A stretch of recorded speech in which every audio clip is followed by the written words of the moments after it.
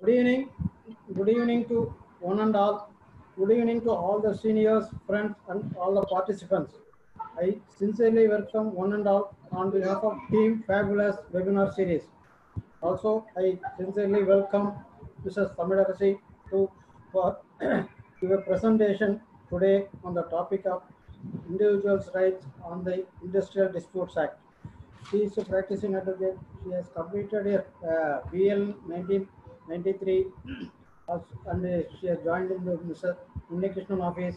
Also, she completed ML, particularly in the Transfer of Property Act. Also, she is practicing in advocate as a writ jurisdiction as well as the original jurisdiction.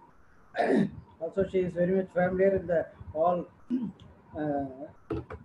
is a multifaceted advocate. Apart from profession, she has also spent a lot of times in the many social and cultural activities. Also, she is some role in the Women Lawyers Association also in previous periods. I welcome her. Also, I am very delighted to have her here for a presentation this evening. I welcome her. Before starting her, I want to do one announcement, please. All the participants are hereby requested. Please mute video and audio because there is a bandwidth problem is there. That is why we are unable to hear properly. Also, one more announcement is that all are please wait till her completion of the presentation. Then one by one, if raise any interaction can be done. Till such time, please anything is there they can put in the chat box. There is no need to raise or open the audio or video. Please cooperate with it. Thank you very much. Over to Mr. Tamidarasi, madam. Please start. A very good evening to all. At the outset, I thank God for giving me this opportunity. And also I thank Mr. Jaichand sir, a very good friend of me, a well-wisher, and also Mr. Mannan, and so Team Fabula giving me this opportunity. I more particularly thank Mrs. Kartika Ashok for inviting me to the Zoom meeting. Now, the topic given to me is individual dispute under Industrial Disputes Act. Now, this may sound tune like individual dispute and industrial dispute. Why we have chosen this topic is because our friends as well as our junior friends have a doubt what is this individual dispute and industrial dispute.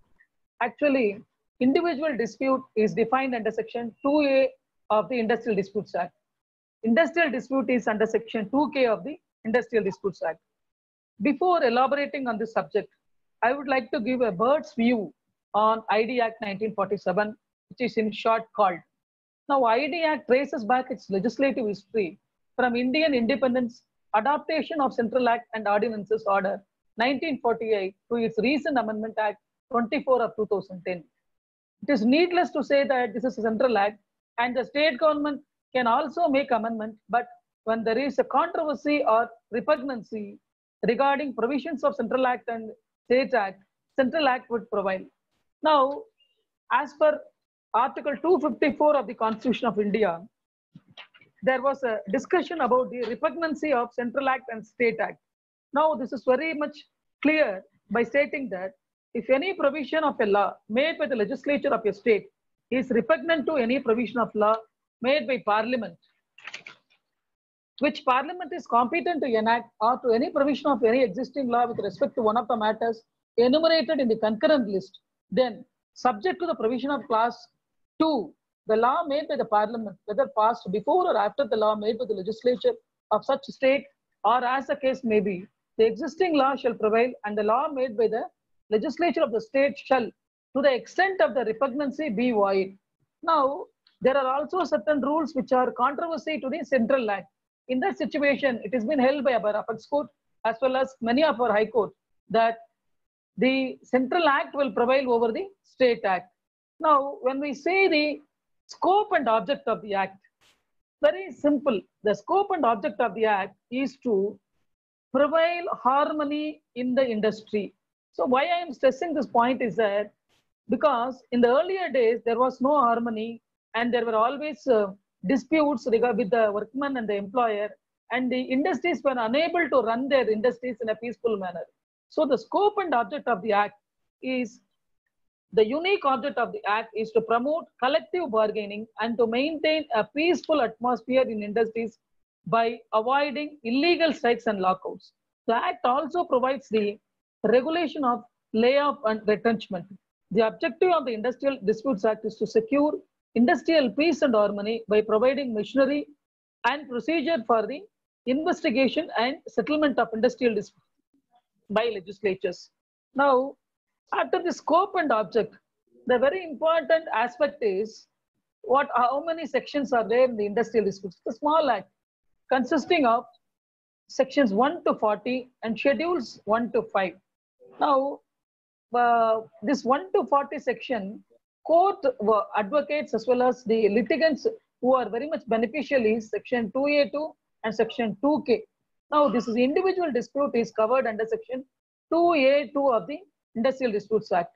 Industry is defined in section 2K of the Industrial Disputes Act. Now, I will take all our friends and audiences to section 2A2 of the Industrial Dispute Act. Section 2A2 is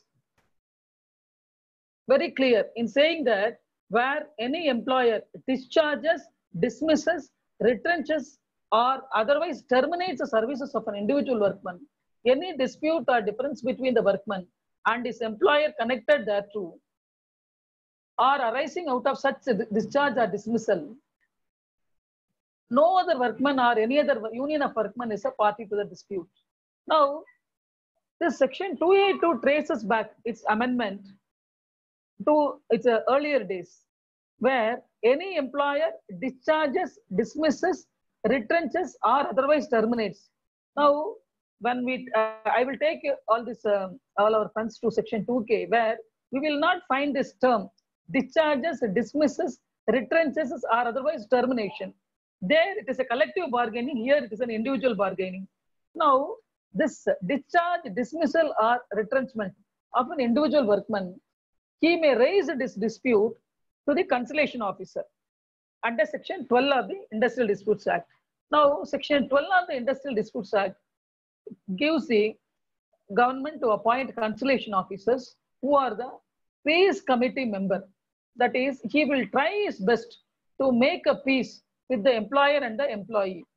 And he does not have any powers to give any orders or any directions, either to the employer or to the workman. He will only try to resolve the issue by making them, both of them, to sit. Actually, what happened is, this section 2A2 now is diluted. Earlier, it was a petition by the individual workman regarding his discharge, dismissal, or termination, or illegal retrenchment before the conciliation officer. Conciliation officer will call the parties, sit, and he will have his talks. And then if he does not have any peaceful settlement, then he will refer the matter back to the government. Government will issue a GO. After the issuance of GO, the matter will be filed before the courts, that is labor court, under section 7 of the Industrial Disputes Act. Now, by the time goes, it got diluted. How it got diluted is, this GO was not necessary, it was felt. Then the conciliation officer was directed to place this GO in his office and give a copy to the parties, and the parties will file it before the court. Now it is again diluted by the recent amendment of section 20 Act 24 of 2010. Now, by the recent amendment, people can go to the conciliation officer, sit for conciliation talks, and if it is getting failed, then after waiting for 45 days, they can approach the labor court and file a petition. But there is always a controversy and also a misunderstanding within our advocates community also that 3 years limitation is prescribed. Actually, 3 years limitation is prescribed to file a petition before the conciliation officer and get the report even after 45 days. Now, this, we all see the section very correctly, explanation you please see, notwithstanding anything contained in section 10, any such workman, as is specified in subsection 1, may make an application direct to the labor court or tribunal for adjudication of the dispute referred to therein after the expiry of 45 days from the date he has made the application to the conciliation officer or the appropriate government, and all the provisions of this act shall apply in relation to such adjudication as they apply in relation to an industrial dispute referred to it by the appropriate government. Now, subsection 3 is very clear. The application referred to in subsection 2 shall be made to the labor court or tribunal before the expiry of 3 years from the date of discharge, dismissal, retrenchment, or otherwise termination of service as specified in subsection 1. Therefore, it's very clear that 45 days, if you wanted to wait, you can wait and file it before the labor court. For that only, this 3 years from the date of discharge, dismissal is required. Otherwise, if the discharge or dismissal is beyond 3 years, we cannot file a petition within 45 days or after 45 days from the conciliation officer failure report. But the delay of the proceedings will be decided by the labor court as per the merits of the matter. But then the labor courts or even the high courts have taken a view that they will reduce the back wages, or they will give some penalty for delay in filing the case and for having kept silent for over the years without resorting to the courts. Now, section 2A is very clear. It says that individual workmen being aggrieved over discharge, dismissal, or retrenchment can file a petition before the conciliation officer. Then, after getting a failure report under section 12(3) of the ID Act, can approach the labor court. This is what section 2A. Now, as regards section 2K, now 2K is very complicated, and this is entirely different from section 2A2, that is individual workmen. Here, section 2K alone discusses about what is an industrial dispute. Now, industrial dispute means any dispute or difference between employers and employers, or between employers and workmen, or between workmen and workmen, which is connected with the employment or non-employment, or the terms of employment, or with the conditions of labor or any person. Now, if, as I said earlier, if you see this definition under section 2K, it does not say discharge, dismissal, or retrenchment. It simply says dispute or difference between employers and employees. Both can be, A versus B can be employers. Then between employers and workmen. Then employer and workman. Then between workman and workman also. But what is it that it must be connected with employment or non-employment, or the terms of employment, or with the conditions of labor of any person. Actually, we see in courts that industrial tribunal is situated in every state. So this industrial tribunal only sees about this industrial dispute cases under section 2K. Rarely, labor court also given a reference to decide the issue. Now, when I say section 2K, then a reference under section 10 of the ID Act is also very important. What is section 10 of the ID Act? Section 10 of the ID Act says that a reference has to be made by the labor officer to the government. Then the government has to issue a GO and formulate the issue as to the decide the issue that this has to be decided by the industrial tribunal. The government sends a GO to the industrial tribunal and requests the industrial tribunal to try the issue. That is under section 2K. When we see it in section 2A2, it is not necessary. Section 2A is simply filing an application before the labor officer, getting a failure report, or if not a failure report after 45 days, going to the labor court and numbering the case. Whereas in section 2K of the Industrial Disputes Act, it must satisfy that the reference must be made by the government, then the court will take up the issue. Now, regarding this ingredients, in other words, we can say, what are the factum of industrial disputes? Parties to dispute, subject matter of dispute, factum of industrial disputes. Now, the key words of the definition of industrial disputes are dispute or difference. Now, by definition, a trade dispute exists wherever a difference exists, and a difference can exist long before the parties become locked in a combat. It's not necessary that they should have come to blows. It is sufficient that they should be sparring for an opening. Now, this is I have taken it from a judgment where it says it's not the difference that there can even be blows also. So the expression dispute or difference connotes a real and substantial difference, having some elements of persistency and likely, if not adjusted, to endanger the industrial peace of the community. Therefore, it means a controversy, fairly definite and of real substance, connected with the employment or non-employment, with the terms of employment or with the conditions of labor of any person, and is one in which the contesting parties are directly interested in maintaining their respective contentions. Now, the definition further shows that certain types of dispute can never fall within its ambit. For example, disputes between a government and an industrial establishment, or between workmen and non-workmen. So these two disputes cannot fall within the ambit of the section 2K. Now, there is a difference of opinion on the issue whether a mere demand to the appropriate government or to the conciliation officer without a dispute being raised by the workman with the employer regarding such demand can be called an industrial dispute. Now, SC has held that, now our Supreme Court have held that industrial dispute must be in existence or apprehended on the date of preference. So net effect of the principle is that even if the demand is not made earlier before the management and rejected by them and is raised at the time of preference or conciliation proceedings, the dispute may be an industrial dispute. So this was followed in Shambhunath Goyal versus Bank of Baroda case. Even in workman of Hindustan Lever Limited versus Hindustan Lever, Maharashtra government referred a dispute between Hindustan Lever Limited and its employees for adjudication to the industrial tribunal. The employers objected that the reference was incompetent because the dispute raised by the workmen and referred by the government was not an industrial dispute. This contention was accepted by the industrial tribunal but rejected by the Supreme Court, saying that the expression of industrial dispute has been widely defined and any that may develop between the employer and its workman cannot go outside the purview of the definition. Now, who are all the parties to the dispute? Very interesting. As I already said, parties must be employers and employers, employers and workmen, workmen and workmen.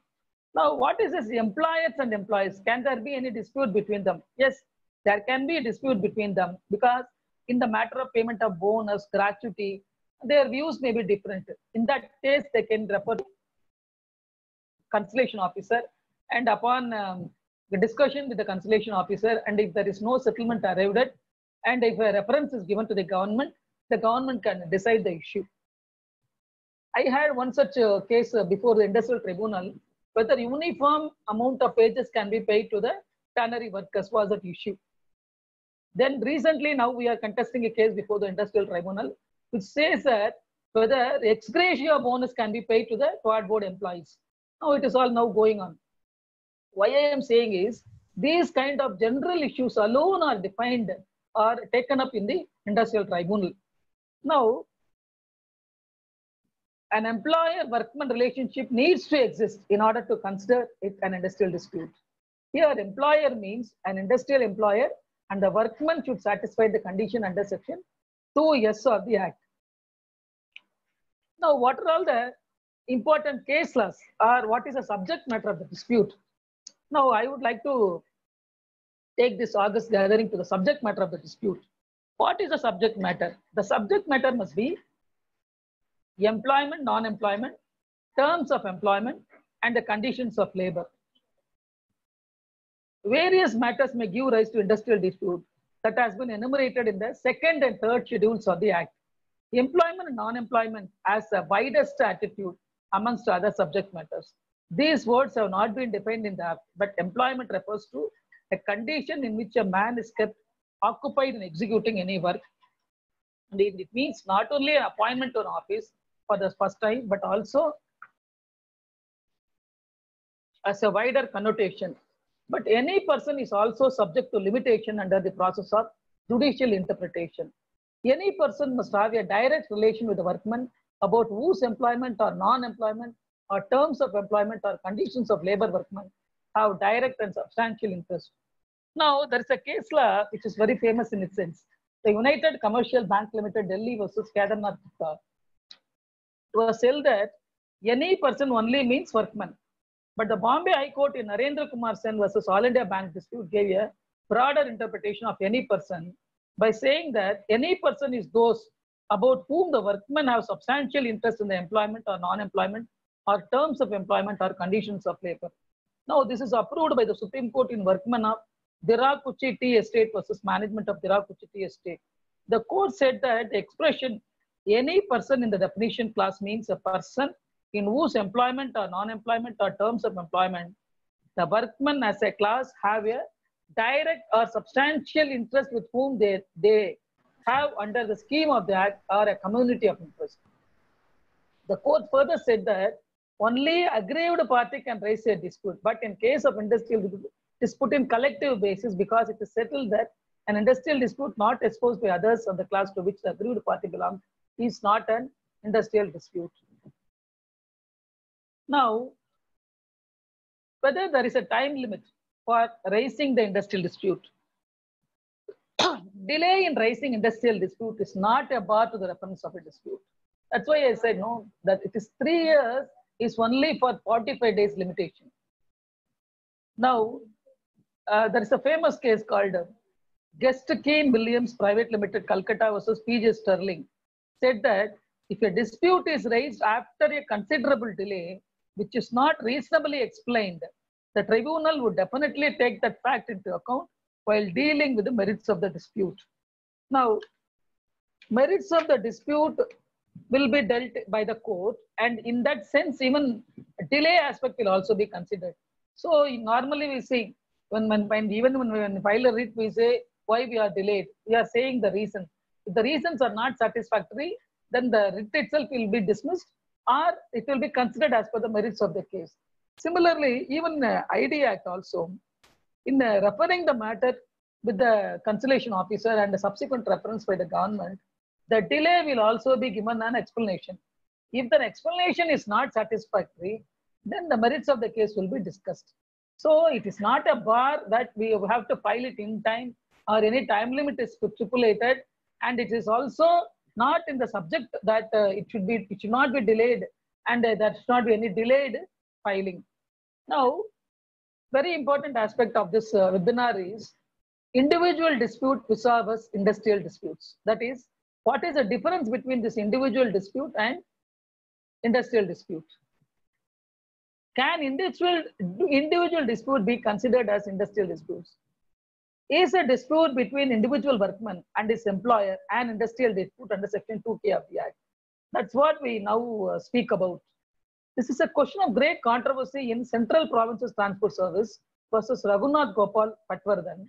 The court gave two views as to the meaning of expression, yeah, industrial dispute. They are, a dispute between an employee and a single workman cannot be an industrial dispute, and it cannot per se be an industrial dispute, but may become one if taken up by a number of workmen or trade union. Which means, a dispute between an employer and a single workman and an employer, that cannot be an industrial dispute.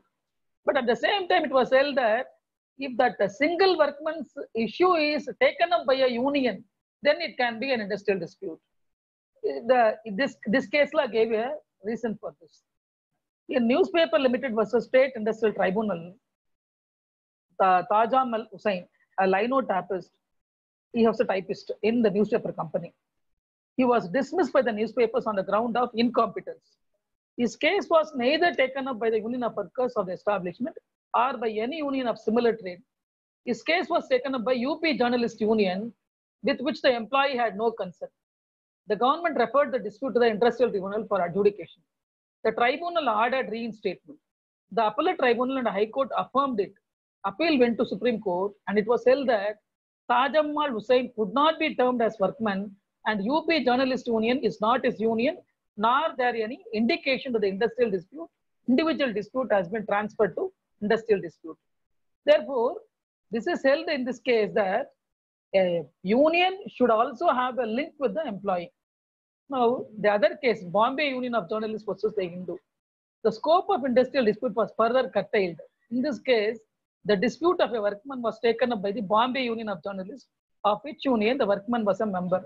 The Bombay Union of Journalists was a union, not the employee of an employment, but all the employees in the industry of journalism in Bombay. None of the employees of the Hindu were its members. Supreme Court held that it is not an individual dispute, held that it is an individual dispute and not an industrial dispute. So, the industrial dispute under section 2K must satisfy these ingredients. That is, it should be between employers and employers, employers and workmen, workmen and workmen, and it should not be sponsored by a trade union which has no connection. Now, I would like to take this August gathering about the differences between this individual dispute and industrial dispute. What is an individual dispute and what is an industrial dispute? Now, as I said earlier, section 2A2 defines about individual dispute. Section 2K defines about industrial dispute. Now, section 2A is very simple and also very easily understandable. Like what the civil lawyers file a case before the civil court, a workman who is aggrieved by his retrenchment, that is dismissal or any discharge, he can file a case before the industrial. Now, section 2A is individual dispute is filed by the workman himself. The procedure for section 2A, that is individual dispute, is a person is aggrieved over his non-employment.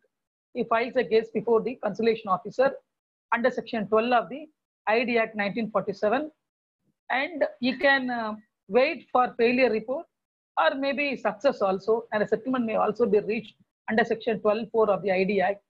If a settlement is reached before the conciliation officer under section 12(4) of the ID Act, then filing a case never arises.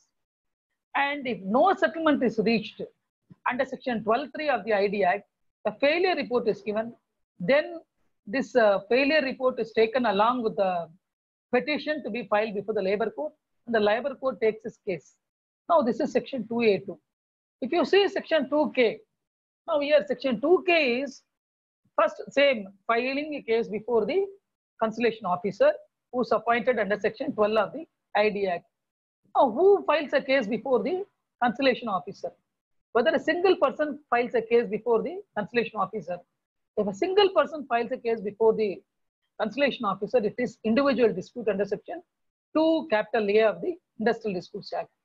Supposing if it is filed by a union regarding the dispute between workman and workman, collective bargaining, larger aspect, scope is very larger.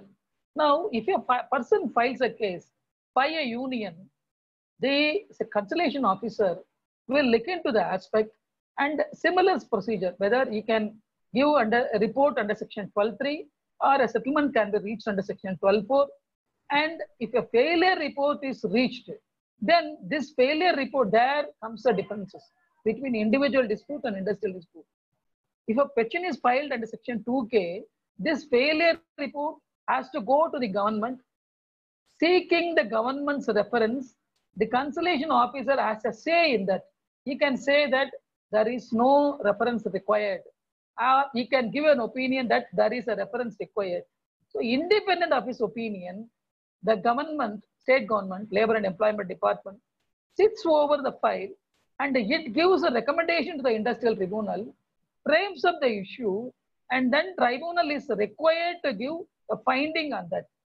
So on the basis of the reference under section 10 of the Industrial Disputes Act, we will see the petition to be filed before the industrial tribunal. That's called a claim petition, they say, then regular court cases. But the scope in the section 2K is larger, and there is no scope at all in section 2A2. It is an individual grievance before the courts. Now, I hope this individual dispute and industrial dispute is defined well by me and as far as my knowledge goes. And also, I would like to hear from you all whether if you have any doubt why I did not go entire Industrial Dispute Act. Is my topic is very confined, and if at all we need to know is about section 10 of the Act, ID Act. Section 10 of the ID Act is about reference. What reference can be made, how reference has to be made. Then about section 12 of the ID Act. Section 12 of the ID Act speaks about the role of the conciliation officer. that it is only conciliation officer is only a neutral party who seeks to have any settlement before the conciliation parties. Then about section 2s, who is a workman? Workman definition is given in section 2s. Definitely, a workman alone is entitled to file any petition before the. Yes, yes. This factum of industrial dispute, as is concerned, what is this industrial dispute? Why it is called as industrial dispute? Now, who are all the parties to dispute and subject matter of dispute and factum of industrial disputes? The key words of the definition industrial disputes are dispute or difference. So, what is this dispute? Whether any difference between dispute or difference? By definition, a trade dispute exists wherever a difference exists. And a difference can exist long before the parties become locked in a combat. It's not necessary that they should have come to blows. It is sufficient that they should be sparring for an opening. So the expression dispute or difference connotes a real and substantial difference having some elements of persistency and likely, if not adjusted, to endanger the industrial peace of the community. Therefore, it means a controversy fairly definite and of real substance connected with employment or non-employment, with the terms of employment or with the conditions of labor of any person, and is in one in which the contesting parties are directly interested in maintaining their respective contention. This definition further shows that certain types of disputes can never fall within its ambit. Oh, this is a very serious issue. These disputes can never fall within this industrial dispute ambit. For example, disputes between a government and an industrial establishment. So we will see that in regular routine life, government and industrial establishment, there will be never any dispute arise before the industrial tribunal or before the labor court.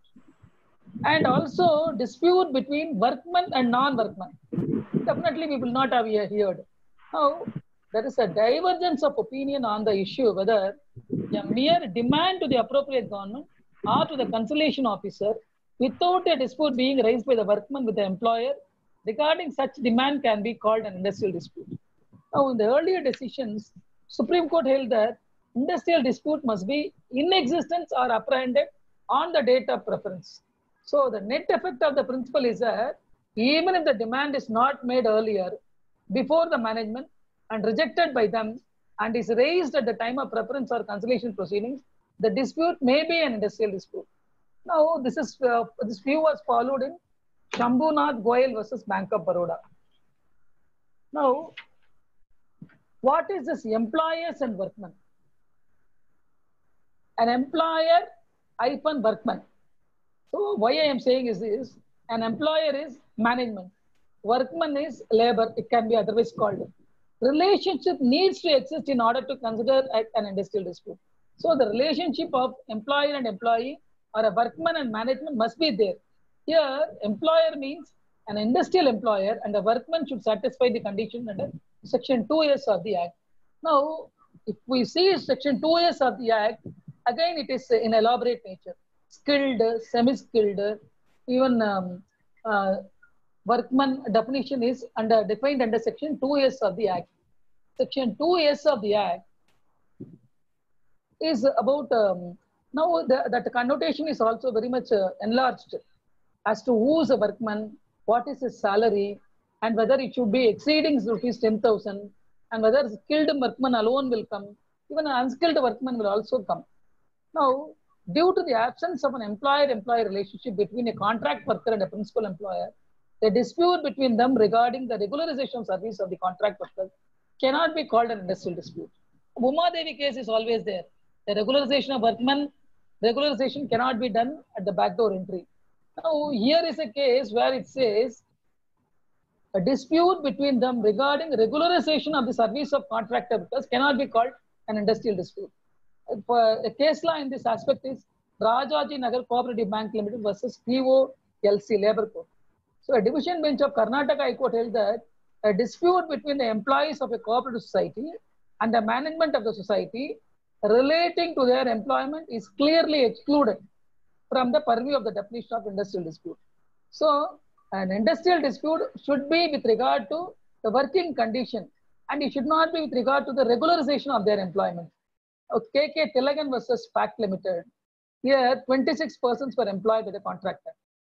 5G agencies in connection with the work of the respondent, a public sector undertaking. After about 10 years of service, they claimed to be absorbed in the service under respondent number 1. It was held that the petitioners were never workmen under the respondent, but were only now seeking employment. An industrial dispute cannot exist between an employer and a person only seeking employment. Here, the petitioners were employed by the contractor employed under respondent number 1. That cannot confer on them any preferential claim to be appointed in its service. Now, what is this workman and workman? A dispute between two sets of workmen also falls within the ambit of the industrial dispute. The dispute must be between the workmen for whom the Trade Unions Act has a representative capacity, but a dispute between trade unions is a pure inter-union dispute and cannot be called an industrial dispute. Now, why this? But definition part says section 2K is also workman and workman. How then the industrial dispute will arise?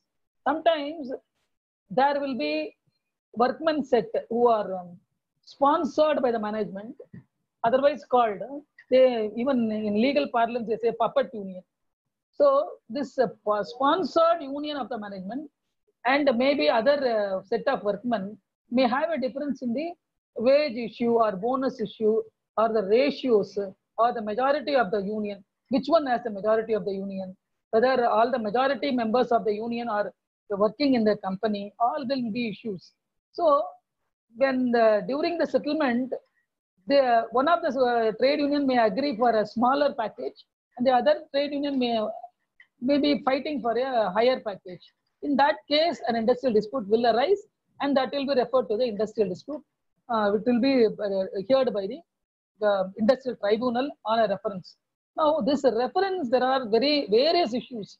Whether refusal of a reference under section 10 of the ID Act by the government can be challenged. We usually challenge it under Article 226 of the Constitution by way of filing our writ of certiorari mandamus or mandamus. But when government can what to say, when the government can fail to refer a reference to the industrial tribunal, definitely it is again coming to the definition of section 2K of the Industrial Disputes Act. So when the government thinks that there is no issue, or when the government thinks that there is no triable matter by the industrial tribunal, it can refuse to refer the matter. But one thing is very clear. Under section 2A, there is no reference, there is no government interference, nothing. Then under section 2K, only upon a reference by the government, issue will be raised before in fact, that issue will be referred by the government to the industrial tribunal by way of reference. If a practitioner will see that there will be a reference in all the cases under section 2K of the ID Act before an industrial tribunal, wherein like our suits issues are framed, the government they will frame the issue. For example, it will say whether a uniform wage is required to be paid in tanning industry, and if so, you fix the wages. Like that, the reference will be given by the government, and this issue will be taken up by the industrial tribunal. That is what we say is a Industrial Disputes Act. Now here, in English law, a controversy between two unions which was not connected to the employment or non-employment does not fall within the meaning of trade dispute. But a dispute springing out of the rivalry of one union with the another is a trade dispute. So in India, there is no decision of High Court or Supreme Court with respect to the dispute between workman and workman. It was in the earlier stage, but now we come across many cases. Even now, even in our Madras High Court also, we see many disputes. In MRF company also, there are very many issues. And even in this Bell company, that Binny company also, we had experienced it. There were disputes between workman union and the two unions. And in MRF, many unions are existing. And in fact, even today also, it's a live issue that which union has a majority of the members. So in a company which is having more than 100 workers, is always a persistent issue as to which is the union which is having more members. And 2K dispute, this trade union which is having more members has a great value. Now, coming to subject matter of the dispute, what will be the subject matter of the dispute? a dispute or difference must relate to either employment or non-employment, or terms of employment, or the conditions of labor of any person. So it can be categorized in 4 ways. One is it must relate to employment or non-employment. Then terms of employment. Here will come terms of employment will come casual leave, then overhead works, then extra works, overtime paid works. All this will come under terms of employment. Then conditions of labor. What is the conditions of labor here is when he is being regularized or about his condition, Factories Act, all the ingredients, whether it has been covered by the factories or the workers are not having any basic amenities, or whether they are having this the union in their company, or crèche, or doctor facility, or clinic facility. So all this will come under conditions of labor. Now, unless a dispute is connected with these matters, it will not satisfy the requirements of law and will not fall within the ambit of industrial dispute. Thus, the subject matters are employment, non-employment, terms of employment, conditions of labor. Now, what is this employment and non-employment? These words have not been defined in the Act. Now, Industrial Disputes Act, if we look into it, it will not have about the definition of employment and non-employment. But employment refers to a condition. It's a condition in which a man is kept occupied or executing any work, and it means not only an appointment to an office for the first time, but also as a wider connotation. But any person is also subject to limitation under the process of judicial interpretation. Any person must have a direct relation with the workman about whose employment or non-employment or terms of employment or conditions of labor have direct and substantial interest. Means that any person must be an employee of the industry in which the workmen are employees. Now, there is a famous case law in this, the United Commercial Bank Limited, Delhi versus Kedarnath Gupta. It was held that any person only means workman. But the Bombay High Court in Narendra Kumar Sen versus All India Bank dispute gave a broader interpretation of any person by saying that any person is those about whom the workmen have substantial interest in the employment or non-employment or terms of employment or conditions of labor.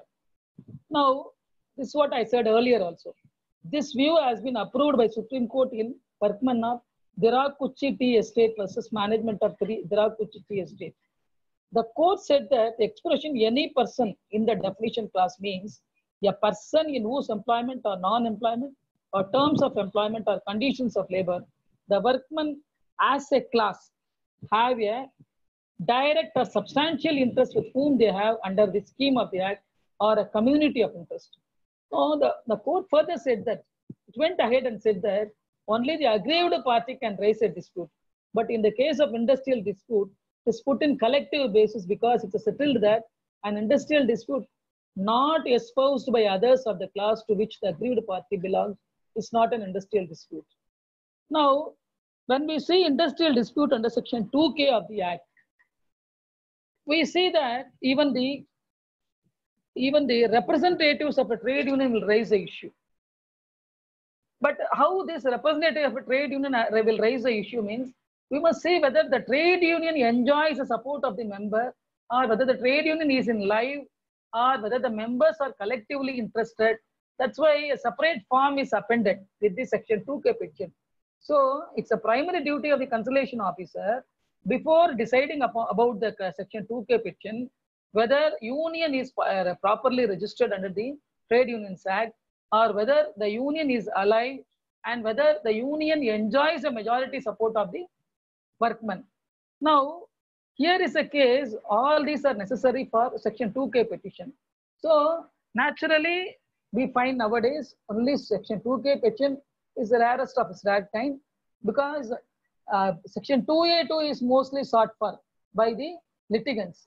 Section 2K is a collective bargaining capacity, and we find rarely, that is why in the industrial tribunal in our city civil court second floor is always kept vacant, or only few cases are heard, and many times no presiding officers are posted there. That is what applied in every district. Now, why there was a time where this trade union activities were in really serving the purpose, but now as I do not want to say on that aspect. Now the trade unions are not struggling for the worker of the labor, and because of the insertion of section 2A, the importance of section 2K is also lost now, because every aggrieved workman will come under section 2A. Now only conditions of employment is raised under section 2K of the ID Act, which is normally done in a usual course of employment, and it gradually also dilutes. So section 2K is very simple in saying that collective bargaining, and it must be difference between employer and employer, and between employers and workmen, or between workmen and workmen. Sir? The person is subject to law. Sir, you are not audible, sir.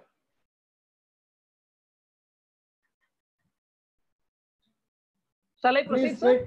wait. Please, you proceed, madam. Let us wait. Yes, Let sir. them wait. Let them wait. Yes. Please proceed. Yes, sir. Now, coming to the, can individual disputes be considered as industrial disputes? I may be clear by saying that, can individual disputes be considered as industrial dispute? Very simple. Whether section 2A2 disputes can be considered as section 2K disputes. Now, is a dispute between individual workman and his employer an industrial dispute under section 2K Act? This is a question of great controversy in Central Provinces Transport Service versus Raghunath Gopal Patwardhan. So the court gave two views. First it said, yes, it can be industrial dispute. Then it said, no, it cannot proceed. But as I said, Newspapers Limited versus State Industrial Tribunal gave a quietus to the matter. It said that an individual dispute cannot be termed as industrial dispute. I will read the exact word. Appeal went to Supreme Court, which held that that person, Tejamal Hussain, could not be termed as workman, and UP Journalist Union is not his union, nor there any indication that the individual dispute has been transferred to industrial dispute. So industrial dispute is separate and individual dispute is separate, and individual dispute cannot be termed as an industrial dispute unless it is sponsored by the trade union and trade union takes up the issue, and it is also in larger aspect. That is the difference between both. Now, I will take this August gathering to the legislative responses. Why section 2A was inserted? Before the introduction of section 2A, as a result of judicial interpretation, an individual workman who has been discharged, suspended, etc. from the work had no remedy under the Industrial Disputes Act 1947. I hope I have made my point clear. Before the introduction of section 2A, there was, if you see the Bar Act, you will see section 2, capital letter A.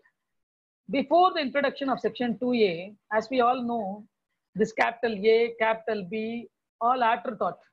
So before the introduction of this section 2A, there was no remedy for the worker who is aggrieved upon discharge or suspension. Then this section 2A came into effect. So section 2A provides a dispute or difference between an individual workman and his employer connected with discharge, dismissal, retrenchment or otherwise shall be deemed to be an industrial dispute even though it has not been sponsored by his fellow workman or trade union. So I hope I made my point clear. Even though it has not been sponsored by his fellow workman or trade union, an industrial dispute will arise. Now, another important aspect is only retrenchment, suspension, and whether this discharge or illegal retrenchment alone will cover under section 2A. What about the other remedies? Now we can go to in that aspect under section 33C2 of the ID Act, that is computation petition. An individual workman who is always aggrieved upon the management that they have not paid their wages or any suspension allowance or any bonus, they can calculate the amount and they can file it under section 33C2 of the ID Act. Now, this 33C2 is only computation of money.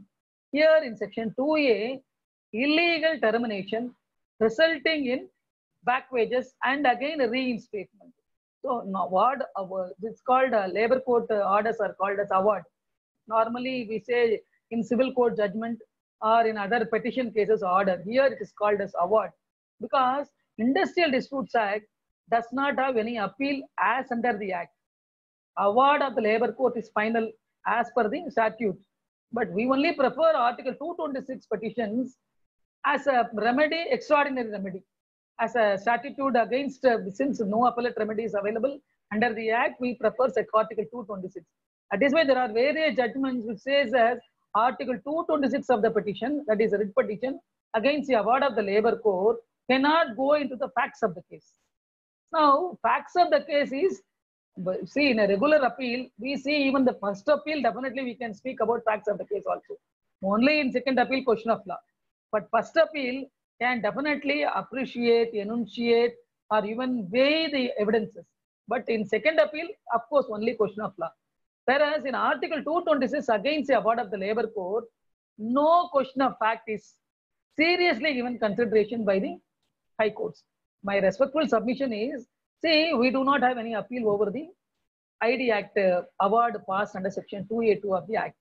Now, when the writ court is acting as a first appeal court and it cannot shirk its responsibility in giving or in going only by the facts of the, only by the legalities mentioned.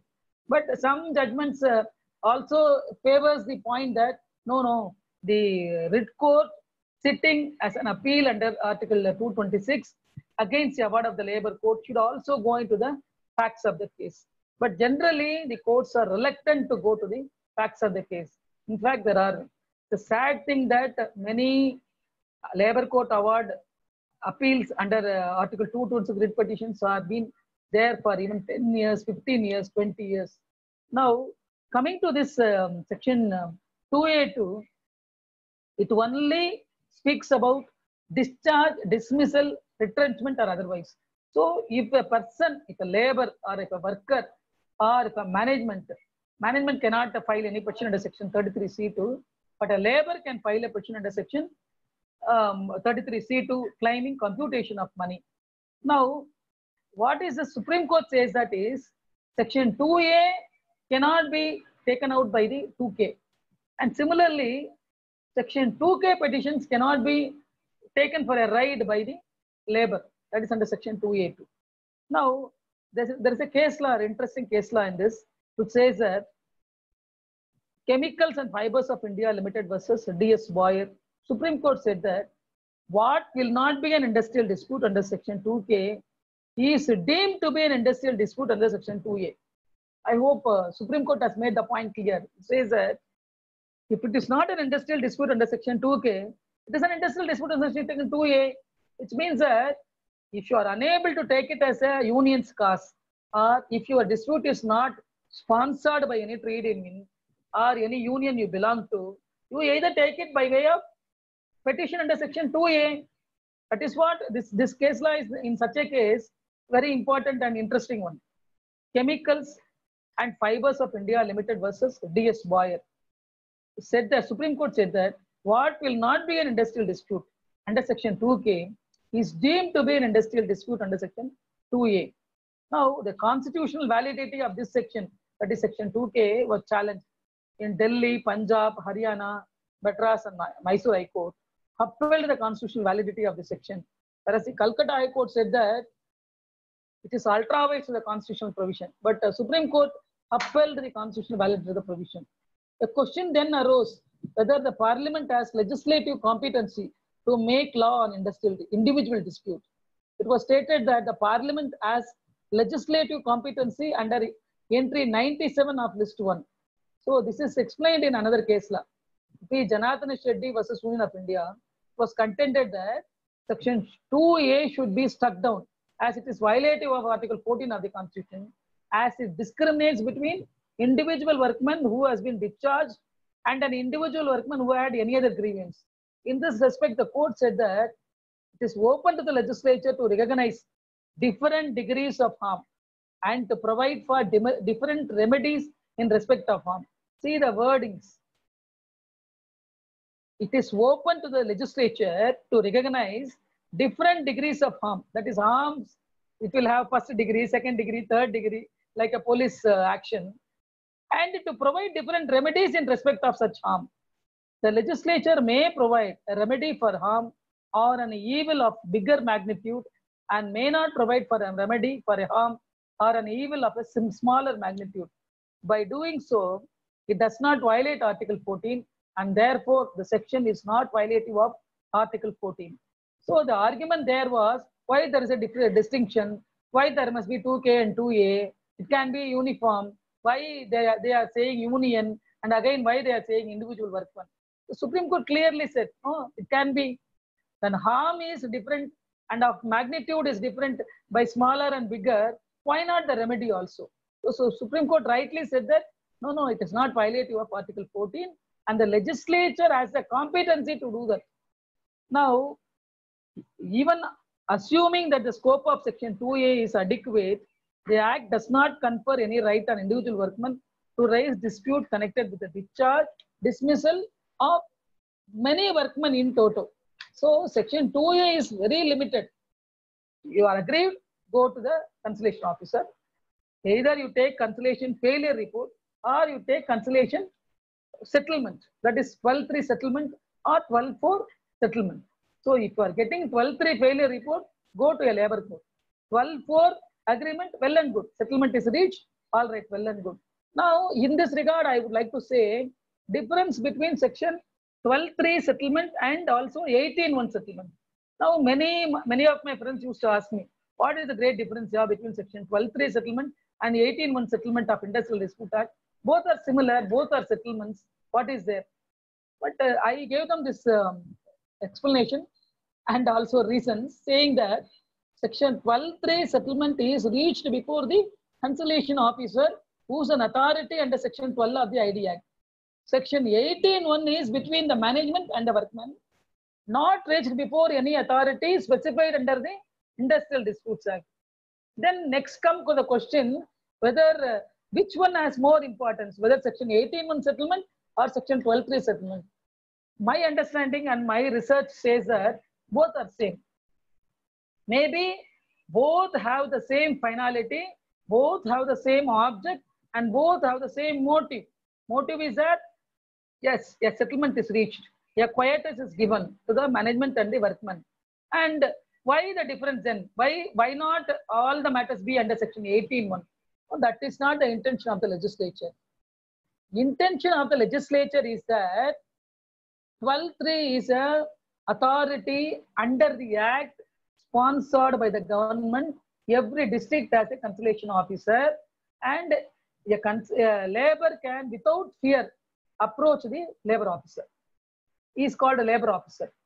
But see, in all the cases, it is not necessary that management will be fair.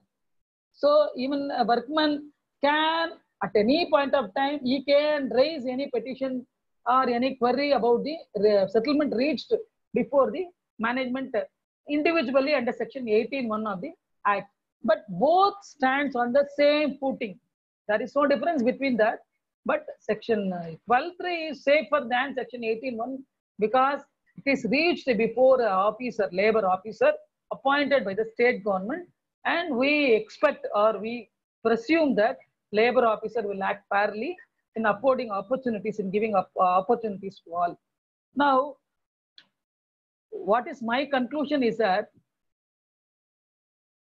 in a democratic society, an individual is a unit of the society. But the Honorable Supreme Court, in the process of interpretation, has limited the scope of the definition to individual workmen and industrial workmen. And it is also now going well, because now industrial harmony is maintained, and the Industrial Disputes Act, if we see the Act sections, almost it is, though it is enacted in the year 1947, even today also it suits. There are no various amendments to the Act. Now we see recently amendment in 2010, which has given the main amendment is within 45 days. All right, the labor, see nowadays there is always singing by the workman. I have gone to court. I am waiting there in the court for 10 years, 15 years, 12 years. I have not seen the light of day. It's not the workman plight alone. It's all the litigants' plight. Due to various reasons, all the litigations are getting delayed. And sometimes if it is a fortune for the client, it's also getting settled earlier. So it is not only in Industrial Dispute Act, it is common or it is usual that is a plight of our courts in all the ways. Now, Section Act 24 of 2010 tries to minimize this period. Now, Section 2A2 and 3 of the Amendment Act says that, all right, you go to conciliation officer, wait there for 45 days, and if you are not getting any order or any conciliation officer is not very diligent in seeking your remedies, you can raise it immediately. You can come back to labor court after 45 days, and the labor court has to number your petition and hear you. Now, what is the difference that if I come without a failure report or if I come with a failure report? Nothing. It is one and the same. It is one and the same. So now Section 2000. Then another aspect in Amendment Act is EP proceedings. Earlier, after the award of the labor court is given under Section 2A of the Industrial Disputes Act, we have to prefer Section 33C2 petition, that is computation petition, computing the money value as though we have been reinstated. We have to work out the salary and then get an order and then go to revenue recovery officer to realize the amount. Revenue recovery officer thing is worst. Collector is in charge and it will put into darkness. Now, 2010 amendment seeks to eradicate this delayed matter.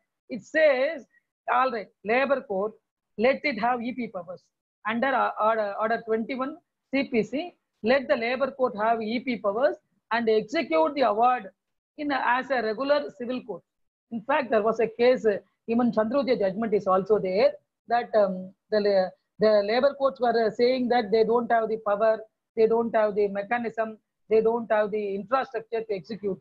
But later it was provided by the government by giving all the assistance. Now the labor court is having executing power also. In fact, now the labor court is like a civil court. Only thing is civil court, we are having a civil court practice and CPC procedures. Labor court is very simple in nature. It's like a summary trial and no strict parlance of Evidence Act applies. Of course, Evidence Act principle applies, but not a very strict CPC rules and orders apply there. So it's a simple procedure. In fact, there is also a provision that labor can be represented by authorized representative, that is ARs, authorized representative. We will see many labor court, in labor court, many ARs practicing, that is authorized representatives practicing. So even for in labor court, labor does not pay even a single pi as court fee, only management has to pay. But even in labor court, if a labor objects the appointment or engagement of an advocate by an authorized representative, even an advocate cannot appear for the management. But here also there is very great controversies. When he can object, the labor at the first instance he has to object the appearance of an advocate, even before the conciliation officer as well as before the labor court. A labor represented by AR, that is authorized representative, or labor himself appearing as party in person, can object the appearance of an advocate, but not at a later stage. He has to object at the first instance.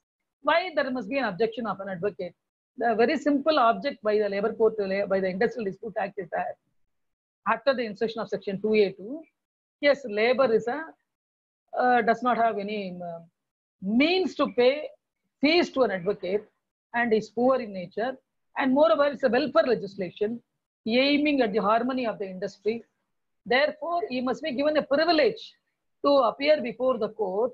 And when an advocate appears for the management, they will not be on a same footing, rich and poor, and the degrees of legal knowledge will also come.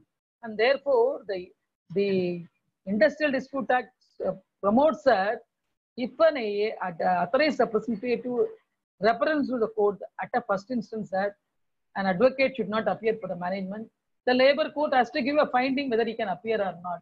So all these remedies are available to the laborers, and the section 2A2 is a boon.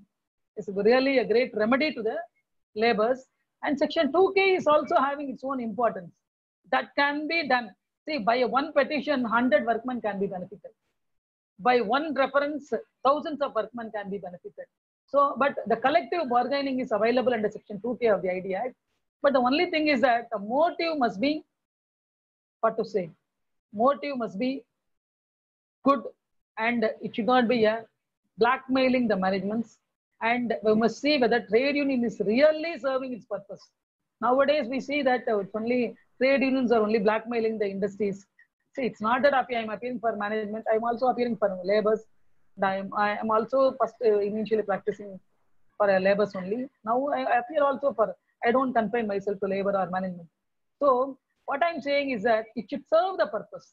Section 2K, really, if it is served the purpose, then it's a great issue.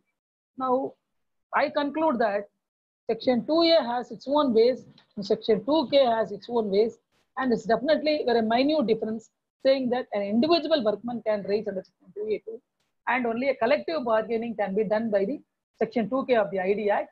And in section 2K of the ID Act, an individual cannot raise his own issue, but 2K can have his own issue only based on the collective capacity of the representatives, and the issue is also common in nature to the workmen. Thank you very much.